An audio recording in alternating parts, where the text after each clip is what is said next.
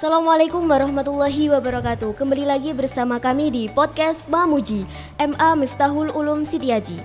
Puji syukur kehadirat Allah Subhanahu wa taala yang telah memberikan taufik serta hidayahnya sehingga kita bisa menjalani aktivitas sehari-hari dalam keadaan sehat walafiat. Oke teman-teman, pada kesempatan kali ini bersama saya Tata Ilma Una dan tamu spesial kita Bapak Syaikhul Mukhtar MPDI selaku Kepala Madrasah Jenjang Aliyah Miftahul Ulum Sitiaji beserta pengasuh Pondok Pesantren Miftahul Ulum Sitiaji. Oke, kita sapa dulu. Assalamualaikum Bapak. Waalaikumsalam warahmatullahi wabarakatuh. Bagaimana kabarnya Pak? Alhamdulillah baik, dalam keadaan sehat walafiat. Semoga Mbak Tata juga sehat. Alhamdulillah baik. Semoga teman-teman yang nonton, pemirsa juga dalam keadaan sehat walafiat. Oke, pada kesempatan kali ini, di podcast kali ini kita akan membahas tentang Hari Santri yang bertepatan pada tanggal 22 Oktober. Nah, nanti kita akan menanyai narasumber kita atau mencari informasi berkaitan tentang hakikatnya seorang santri, sejarah peringatan Hari Santri, adapun tokoh atau ulamanya, sekaligus apa sih makna pentingnya Hari Santri bagi kita sebagai warga Indonesia khususnya. Oke, langsung saja ya Bapak, kita masuk ke yang pertama, yakni apa sih hakikatnya seorang santri itu? Bismillahirrahmanirrahim. Sebetulnya hari santri atau kata santri itu banyak yang menafsiri Mbak ya. Jadi ada yang mengatakan itu dari bahasa Inggris, sun, matahari, tritiga. Ada yang menafsiri juga dengan bahasa Arab, yaitu sun dari kata hasan artinya bagus, dicampur dengan tritiga yaitu mempelajari tiga kebagusan, Islam, iman, dan ihsan, itu tiganya. Tapi dari semua keterangan itu saya mengambil satu definisi yang pernah disampaikan oleh ulama besar, mantan presiden keempat, yaitu Al-Maghfurlah Kiai Haji Abdurrahman Wahid. Sebetulnya santri itu dari bahasa Pali. Apa bahasa Pali itu? Bahasa yang ada sebelum Islam datang di Indonesia, yaitu bahasanya orang Hindu, yang sebetulnya bukan santri tapi sastri, yang artinya seseorang yang khusyuk, yang istiqomah menekuni ajaran kitab suci. Sehingga kalau orang Hindu itu mempelajari kitabnya, kalau kita santri versi kita yaitu mempelajari Al-Quran, Al-Hadis. Seiring dengan perkembangan zaman, maka juga ada dua sumber hukum Islam juga mempelajari tentang ijma' dan qiyas. Dan ijma' dan qiyas inilah yang tidak bisa diperoleh tanpa kita berada di pondok pesantren, yang mana di situ ada kiainya dan ada santrinya. Sehingga kesimpulannya dari sekian beberapa pendapat tentang makna daripada atau definisi dari kata santri itu sendiri, saya kok lebih cenderung melihat filosofi yang disampaikan oleh Gus Dur, yaitu dari kata Pali, bahasa Pali, yaitu sastri gitu, yaitu orang yang menekuni ilmu agama dengan berlandaskan kitab-kitab suci gitu. Itu menurut saya ya, secara histori, secara sejarah, tidak hanya dari katanya-katanya saja, tapi itu ada sejarahnya gitu. Ya, ada sumbernya gitu. Begitu Mbak. Oke, jadi hakikatnya seorang santri menurut beliau itu bukan langsung dari agama Islam ya Pak? Iya, tapi dari bahasa dari Pali dulu, dari agama Hindu. Iya. Nah, lalu apakah santri itu, yang dikatakan santri itu apakah hanya yang mukim di pesantren saja Bapak? Oh iya. Apakah santri itu harus yang mukim di pesantren? Saya kira ya tidak. karena ini berkesinambungan dengan definisi santri itu sendiri tadi ya.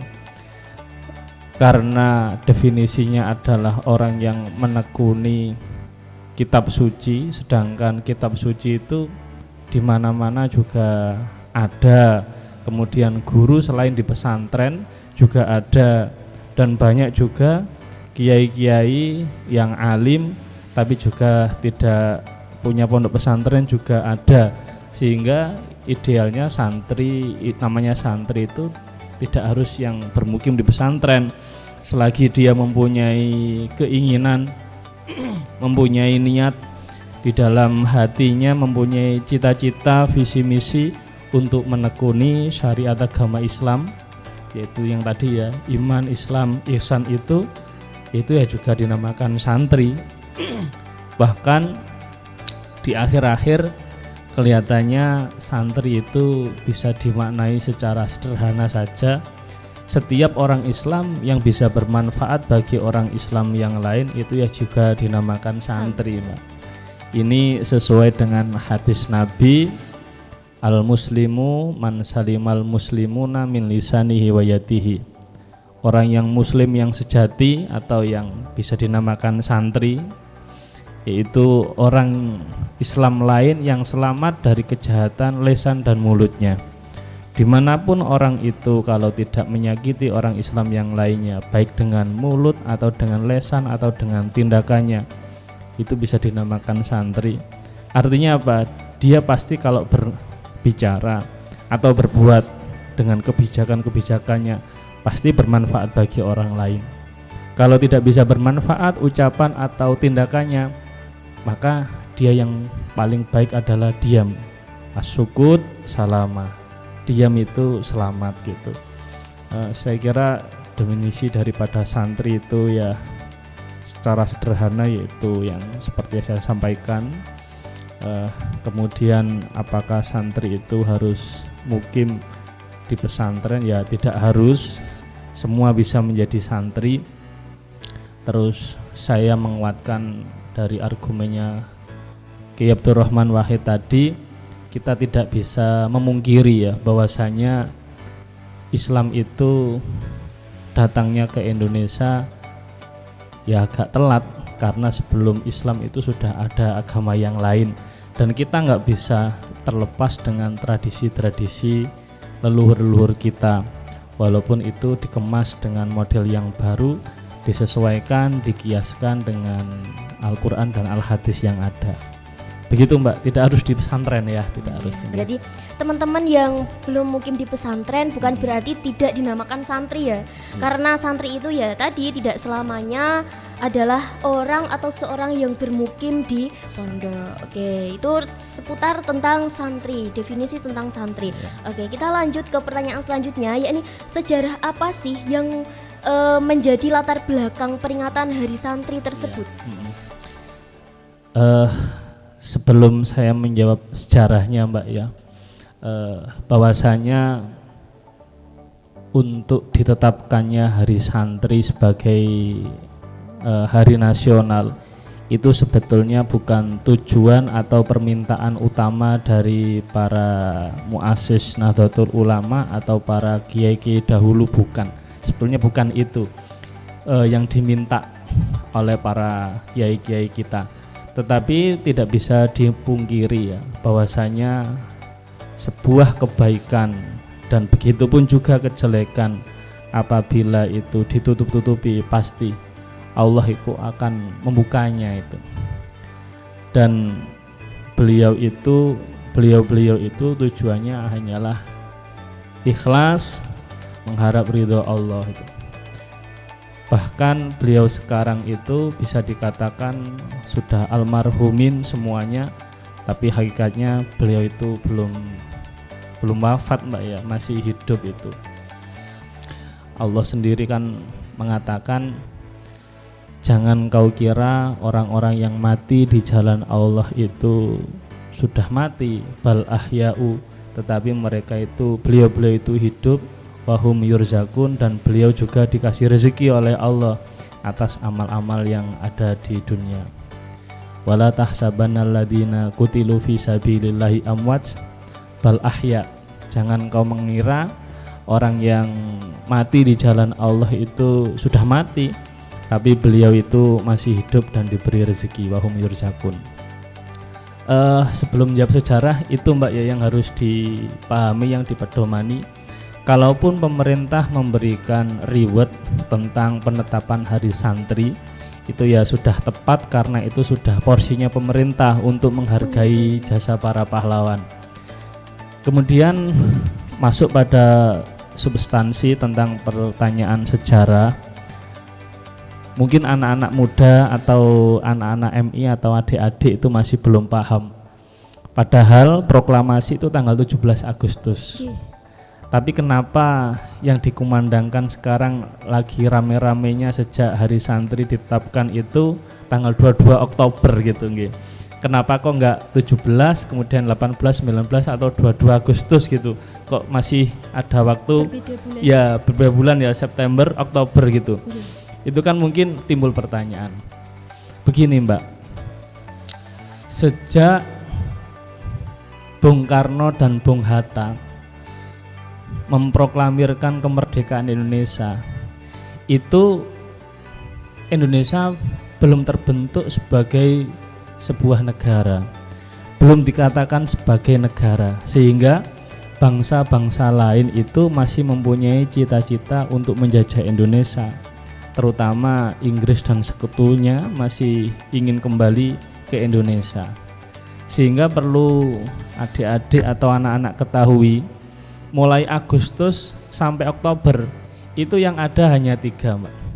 Hanya Presiden Bung Karno, kemudian ada Wakil Presiden Bung Hatta, dan ada Pak Kapolri, hanya 1 juga polisinya, yaitu Pak Yasin, itu Jenderal Yasin gitu. Nah, sehingga ketika sudah diproklamirkan kemerdekaan, ini kok nggak ada rakyat juga, kemudian nggak ada wilayah juga, sekutu masih datang juga. Akhirnya Panglima Sudirman mendapatkan tugas dari Bung Karno untuk sowan ke Mbah Hasyim Asy'ari.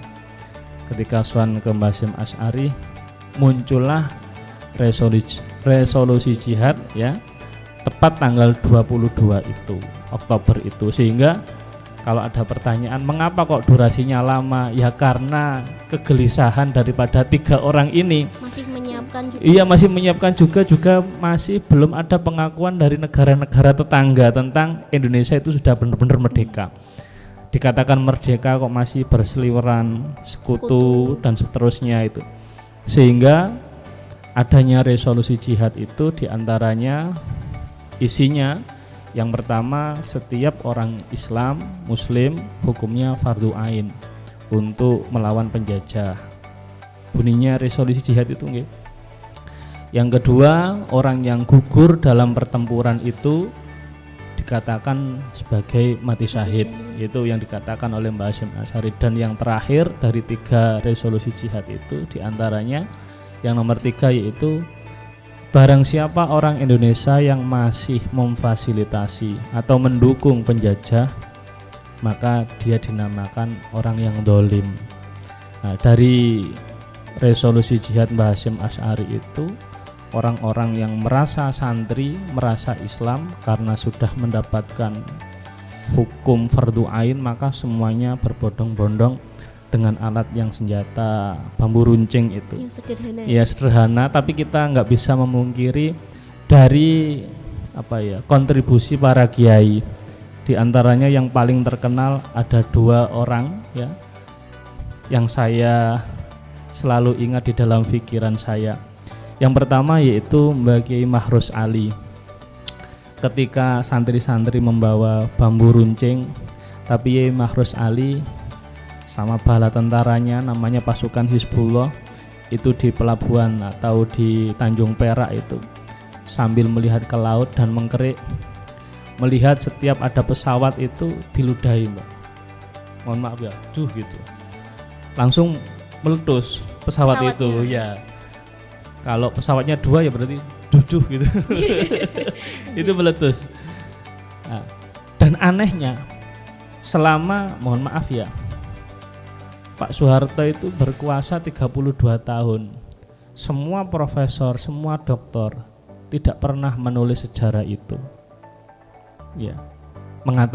Justru mengatakan profesor, doktor atau sarjana-sarjana, penulis-penulis buku di dalam makalahnya, artikelnya itu menulis bahwasanya orang santri itu orang yang individualisme. Artinya orang yang egois. Kenapa? Iya, mementingkan diri sendiri tanpa memikirkan negara gitu.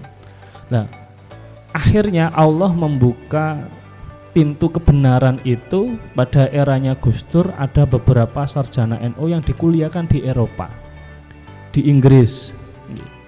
Nah, ternyata sejarah ini, perlawanannya para santri, perlawanan para kiai melawan Belanda, melawan sekutu, melawan Inggris itu ditulis di sejarah perpustakaan Inggris, Mbak. Jadi peristiwa itu justru ditulis di perpustakaan negara lain tentang sejarah bagaimana Indonesia itu merdeka. Akhirnya sarjana NU semakin getol untuk mempelajari itu, semakin tekun mempelajari itu. Selesai dia kuliah, dia kembali ke Indonesia, menunjukkan berkas itu kepada pemerintah pada tahun 2015 itu, sehingga pemerintah sudah yakin bahwasanya santri itu mempunyai kontribusi yang sangat hebat, yang sangat luar biasa dalam merebut kemerdekaan Indonesia itu. Dan mulai hari itulah Bapak Jokowi menetapkan sebagai Hari Santri Nasional.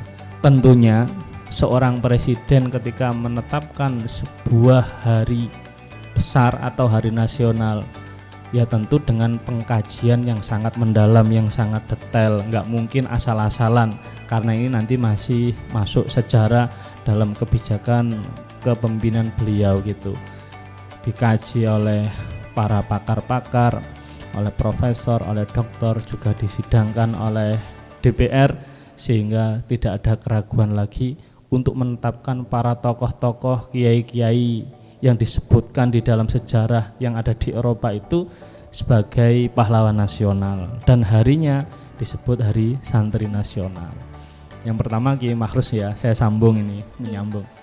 Yang kedua yaitu namanya santri, namanya dari Tebu Ireng, namanya Harun, Mbak.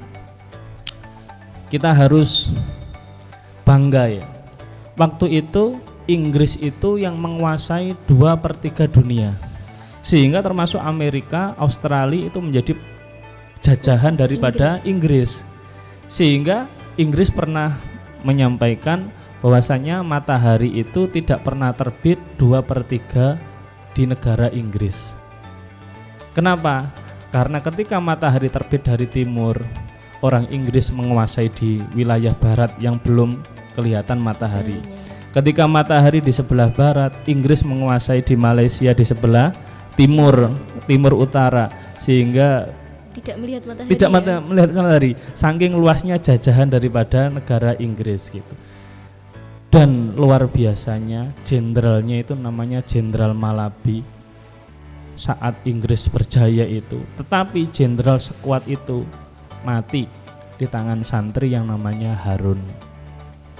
Ceritanya Harun itu adalah anak desa, santri desa yang nggak tahu ilmu teknologi, tapi waktu itu Harun mempunyai kesempatan punya satu granat atau bom gitu.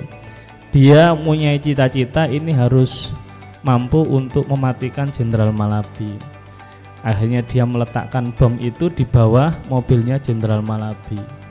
Ketika Malabi sudah ada di dalamnya, dengan tombol otomatisnya dia meledakkan bom itu, tapi dia penasaran bagaimana caranya, bagaimana ekspresi atau reaksi bom itu meledak. Ditunggui, Mbak, dekat dengan mobilnya, sehingga dia termasuk korban dari bom yang dia letakkan sendiri itu.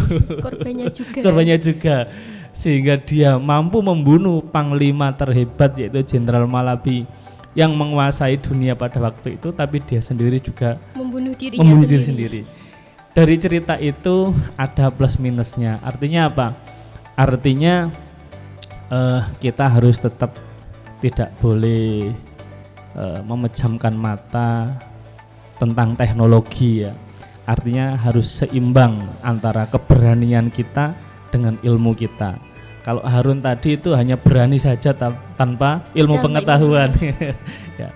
Jadi cerita hari santri itu bahkan itu bajunya ada Mbak, diabadikan di Museum NU di Surabaya juga, sehingga termasuk tongkatnya Mbah Wahab, kemudian Mbah Hasim, bajunya Banser yang menjaga gereja itu. Nah, saya ingat itu depannya Masjid Akbar, jalan kira-kira 300 meter ke arah timur. Di sana ada Museum NU Jawa Timur gitu. Ada semuanya dokumentasi, bukti fisik tentang atribut daripada para santri, para kiai-kiai yang telah berjuang ikut merebut kemerdekaan. Walaupun itu bukan tujuan utama Mbak ya dari para kiai, para santri. Begitu saya kira untuk sejarah daripada perlawanan kontribusi santri dan kiai dalam merebut kemerdekaan. Bayangkan andaikan nggak ada resolusi jihad, entah sampai kapan negara itu hanya punya 3 orang, yaitu Bung Karno, Bung Hatta, sama Jenderal Yasin. Belum gitu. diakui oleh negara lain. Bisa jadi kita dijajah lagi gitu. Ya begitu Mbak. Oke, jadi menurut sejarahnya tadi dapat disimpulkan kalau peringatan Hari Santri itu bukan dari dulu ya Pak? Bukan. Dari masanya Presiden Jokowi. Tepatnya tahun 2015 itu. Tahun 2015. Oke, ini pertanyaan yang keempat adalah apakah ada tokoh atau ulama yang berperan penting dalam pendidikan santri khususnya di Indonesia? Tadi kalau tokohnya tentang Hari Santri ada yang paling menonjol Kiai Mahrus sama Kiai Harun ya Pak? Iya, santri, belum kiai ya itu. Iya, santri. Sehingga tapi sekarang diakui menjadi tokoh nasional gitu ya Pak. Nah, lalu tokoh atau ulama yang berperan penting selama pendidikan santrinya Pak, khususnya di Indonesia. Oh gitu. Begini ya, untuk tokoh penting untuk mencetak para santri, para ulama yang ada di Indonesia ini sangat banyak sekali ya. Baik dari segi keilmuan, kemudian tirakat, riyadhah, saya kira banyak ulama-ulama Indonesia itu yang bisa mencetak para santrinya. Di antaranya yang terkenal yaitu Syekh Nawawi Al-Bantani atau Banten. Beliau itu banyak karangan kitabnya, yang mana kitabnya tidak hanya dikaji di Indonesia saja, tapi sampai ke luar negeri juga. Mohon maaf ya, saya ngutip sebentar. Suatu ketika beliau itu mempunyai kitab yang sangat besar, kumpulan dari hadis-hadis sahih, yaitu kitab Riyadhus Shalihin, yang mana sebelum babnya itu pasti didahului dengan ayat-ayat Al-Quran. Waktu itu sudah terbukukan dan dikaji di semua negara Islam. Di antaranya dijual di toko buku yang ada di Saudi Arabia. Suatu hari, zaman dulu kan belum ada foto ya, belum ada HP, belum ada teknologi, belum ada internet gitu, sehingga nggak tahu. Yang tahu hanya ya orang Arab sana atau orang yang mengkaji kitabnya Nawawi ya tahu imam namanya Nawawi Al-Bantani Indonesia gitu, kemudian tahu nama kitabnya Riyadhus Shalihin gitu aja, nggak ada fotonya, nggak ada biografinya. Ya sudah, dicetak banyak, dijual di toko-toko buku. Suatu hari Imam Nawawi dengan santrinya jalan-jalan ke Saudi Arabia dan mampir ke toko buku, tanya kepada penjualnya, bagaimana kitab ini, laku apa enggak? Lupa, laris ini, sampai habis-habis stok kami, sekarang pun kosong. Oh iya, padahal beliau itu terus pergi ke toko yang lainnya. Bagaimana tentang penjualan kitab Riyadhus Shalihin, saya mau beli, mohon maaf Pak, habis. Kita sudah stok sekian puluh, sekian ratus, tapi habis, sudah laku. Masya Allah. Itulah kehebatan, salah satu kehebatan ulama kita ya. Sedangkan yang paling akhir-akhir yaitu kiai-kiai atau tokoh-tokoh yang tadi Mbak Tata tanyakan tentang yang mencetak para ulama-ulama yang ikut membantu kemerdekaan, yang jelas ya kita nggak bisa memungkiri adalah Syekhona Khalil Bangkalan.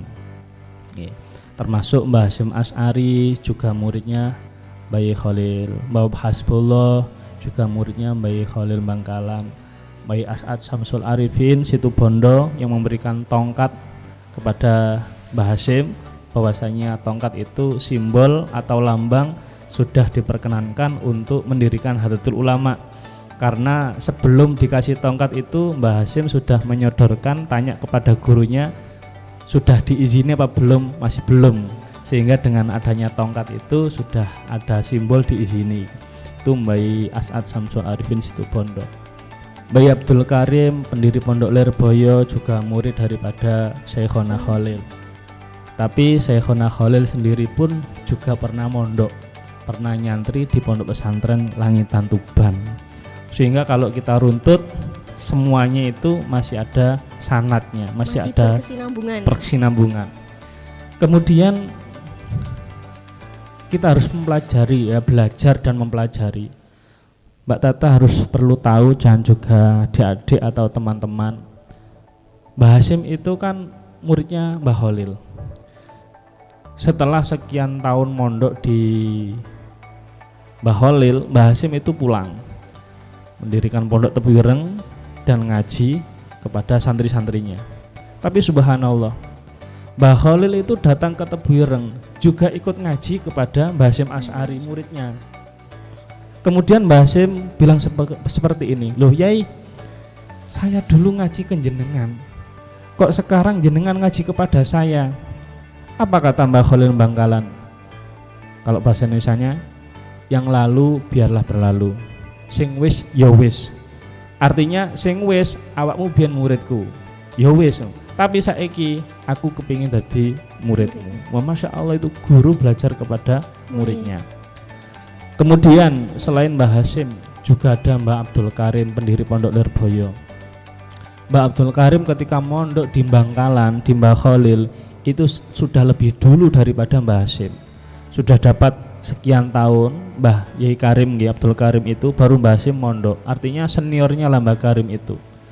Tetapi ketika boyong itu Mbah Hasyim boyong dulu mendirikan pondok pesantren sekian berapa tahun, selang berapa tahun Mbah Abdul Karim itu sudah mau pamit boyong juga. Nah, ketika Mbah Karim ini boyong itu nggak langsung ke Kediri Mbak, tapi mandek nyantri di Mbah Hasyim, padahal kakak kelasnya juga. Lo kan sampean dulu kan kakak kelas saya, kok sekarang menjadi murid saya, ngaji kepada saya? Dawuh juga sama, sing wis ya wis. Tapi mandeke ke Tebu Ireng itu tidak hanya 1 bulan 2 bulan, tapi 5 tahun Mbak.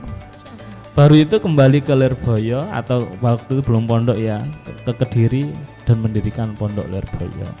Sehingga Pondok Lirboyo itu ya murid daripada Syekhona Khalil, juga murid daripada Mbah Hasyim Asy'ari.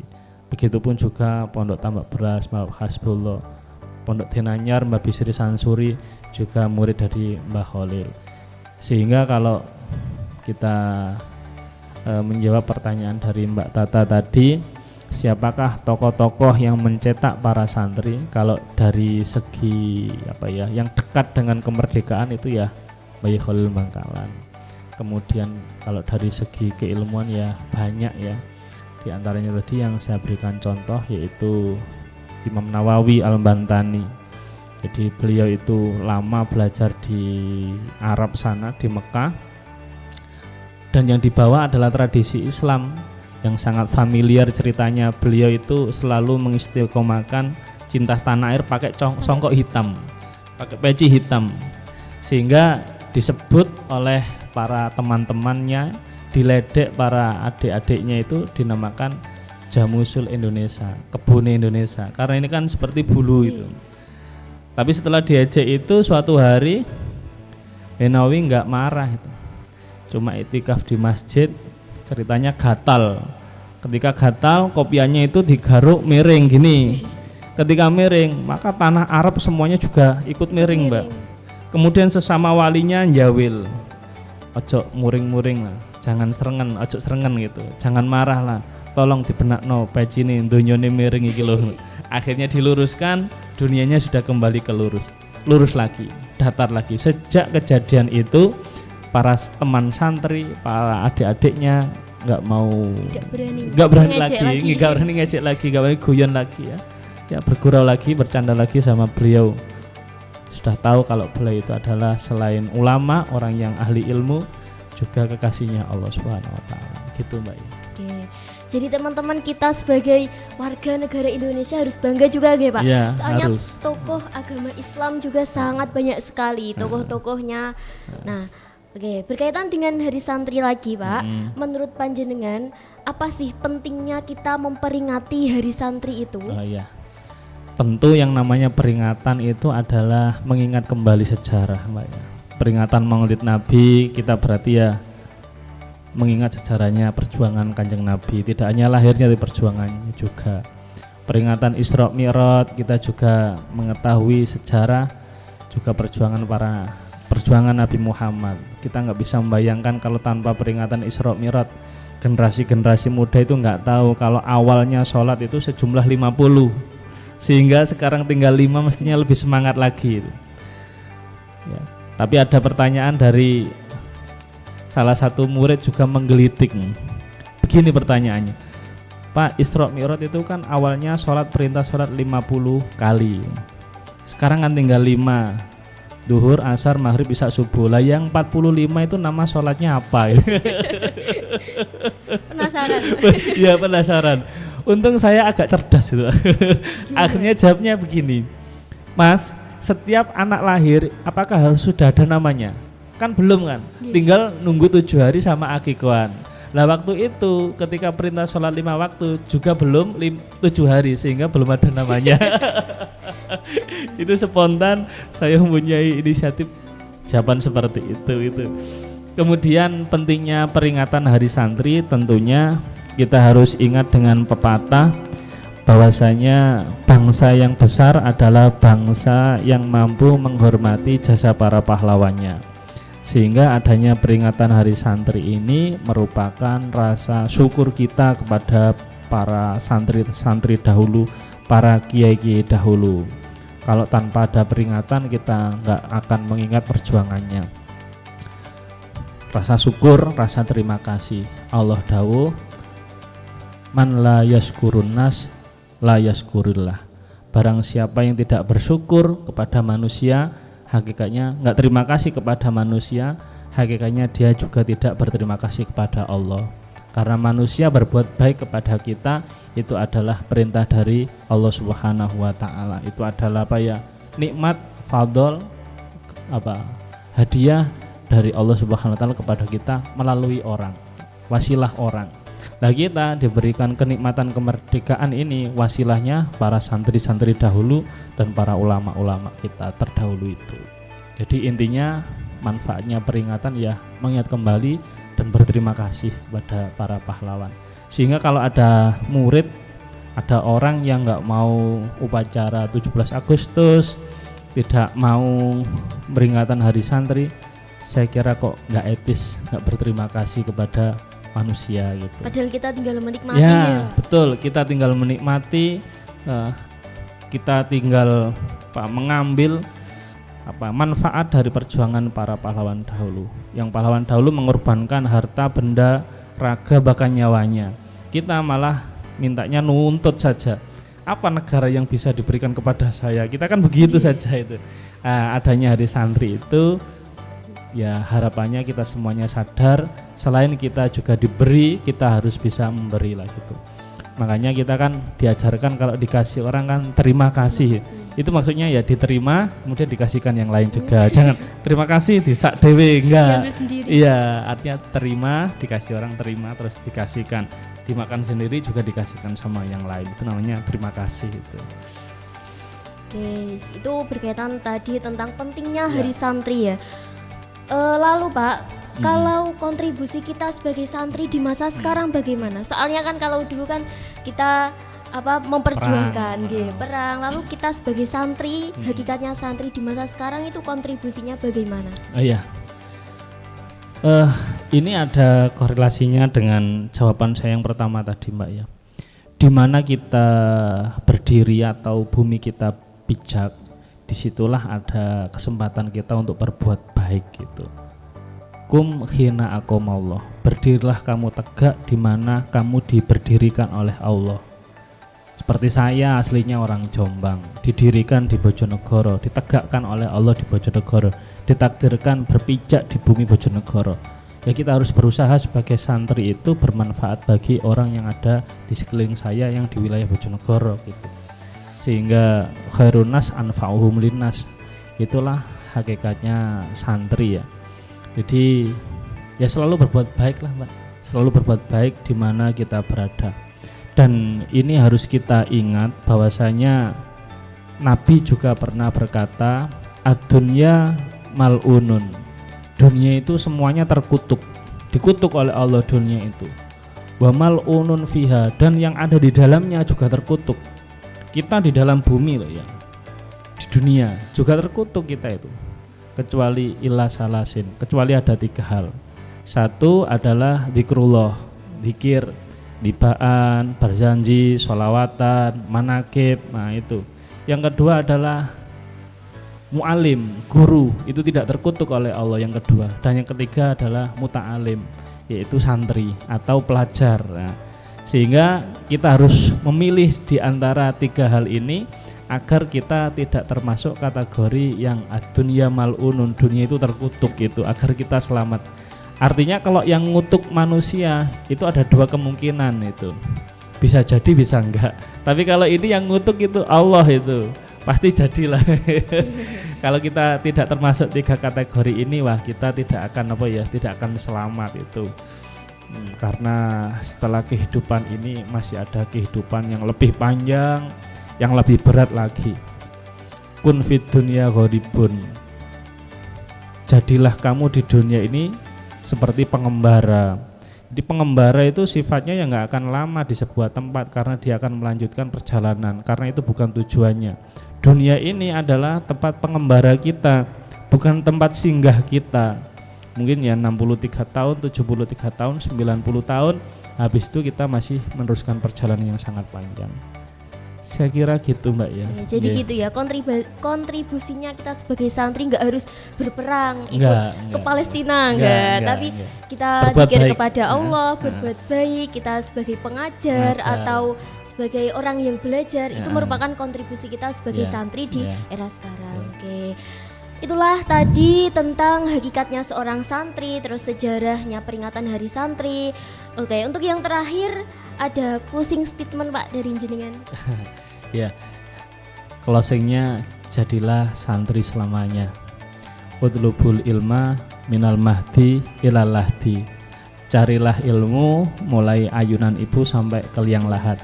Itu sebetulnya ya pengembangan dari kata santri juga, kan menuntut ilmu kan. Selama orang itu menuntut ilmu tadi, ilmu agama tadi ya, pasti dia dinamakan santri gitu. Gitu. Simple guys. Iya. Jadilah santri selamanya dan gitu. tidak ada mantan santri. Nggak ada, nggak ada. Tapi kalau santri berbuat salah biasa, Mbak, manusiawi, nggak apa-apa itu. Tapi jangan sering tapi ya.